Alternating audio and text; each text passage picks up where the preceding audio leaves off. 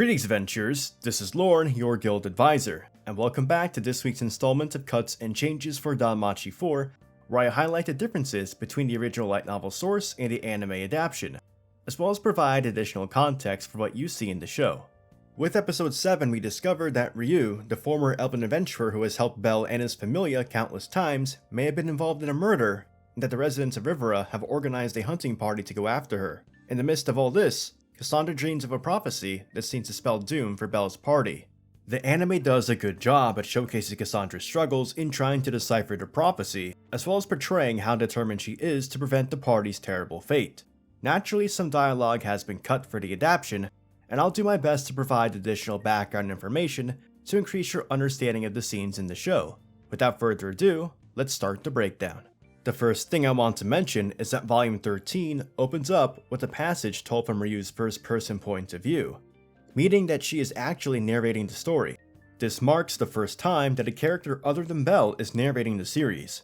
The novels usually switch between Belle's first-person perspective, where he tells the story and shares his thoughts, and a general third-person perspective, where an omniscient narrator is able to share the thoughts of any character when the writer feels necessary. As Ryu's narration marks a first for the series, it's a rather special moment to see what she is thinking from her own perspective. I won't dive into what she says in this video, as it is possible they rearranged this scene to happen later in the anime, like with previous scenes this season. I believe they mainly wanted to focus on Cassandra's character for this episode, as the episode title openly suggests that.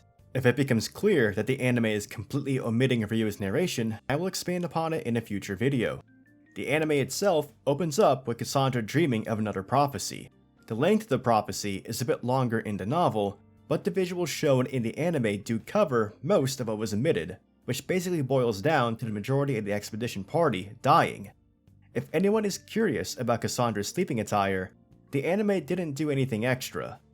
That scene of Cassandra is pretty much lifted straight out of the light novel illustration.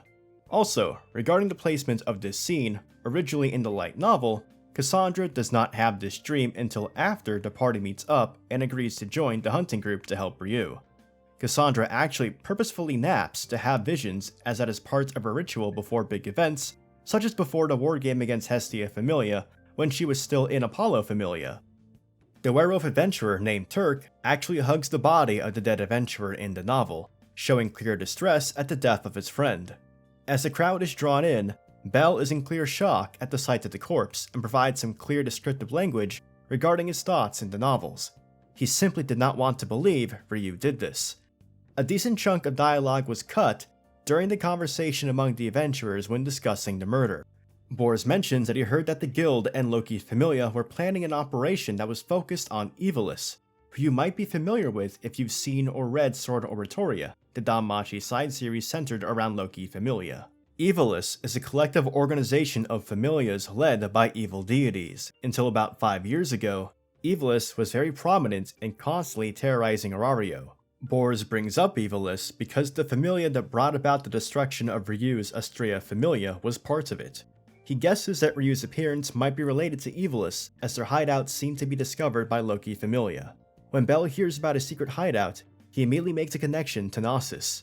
Bors deduces that Ryu may be taking advantage of the new movement against Evilus to exact her revenge, stating that in the past, Ryu would kill anyone who had a connection to Evilus, even mere supporters such as merchants or guild members.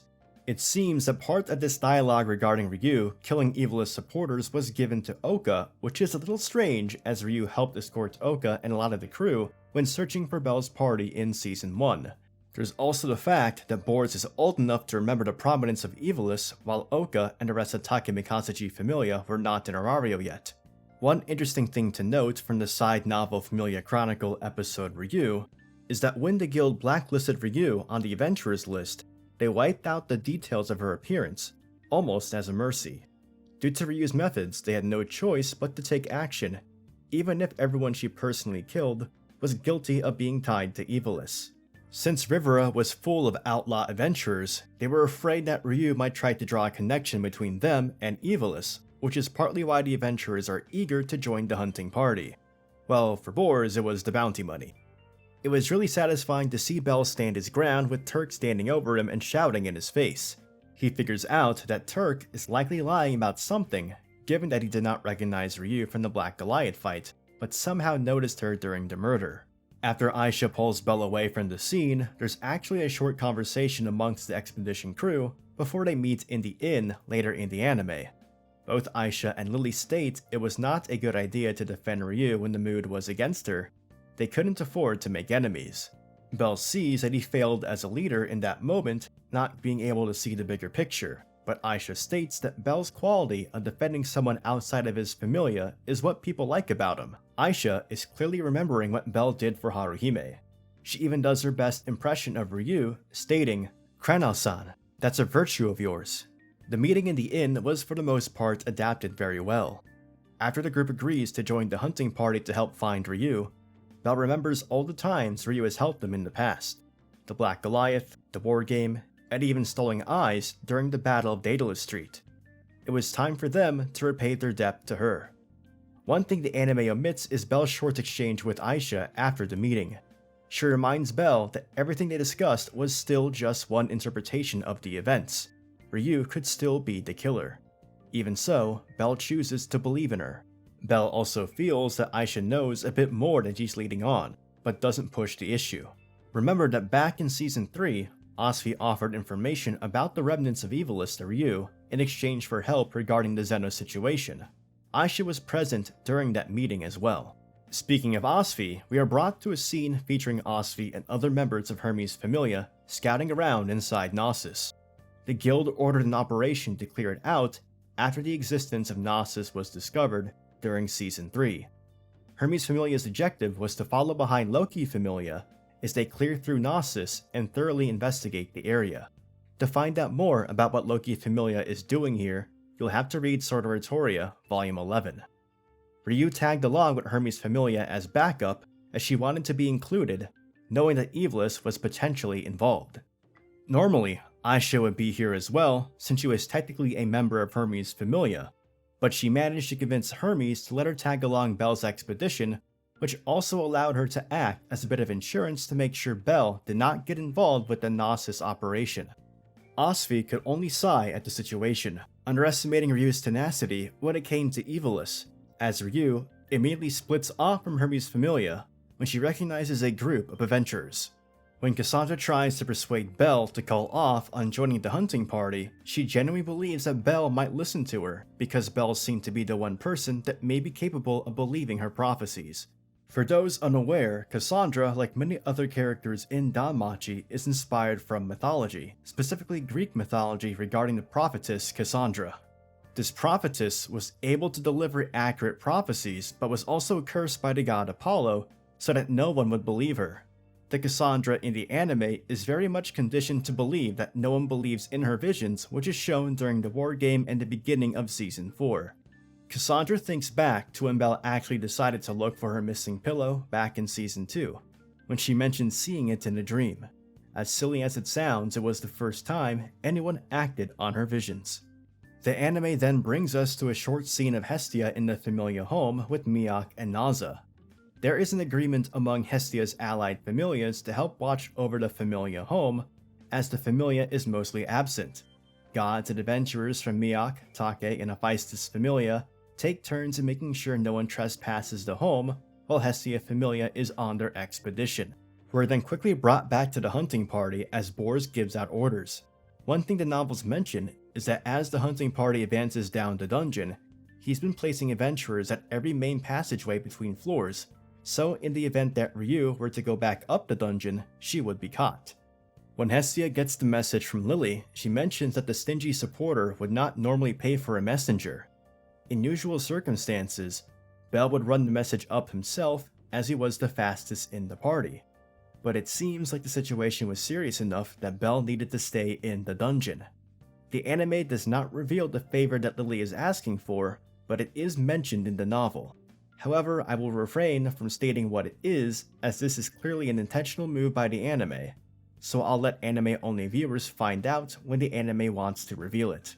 Cassandra is trying to decipher parts of her prophecy and ask about the closest floor boss, the Amphisbaena.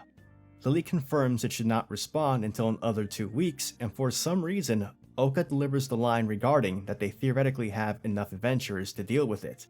Giving this dialogue to Oka to keep him involved in the conversation is a bit odd, as he has no personal experience with the floor boss when Aisha originally had the line in the novel.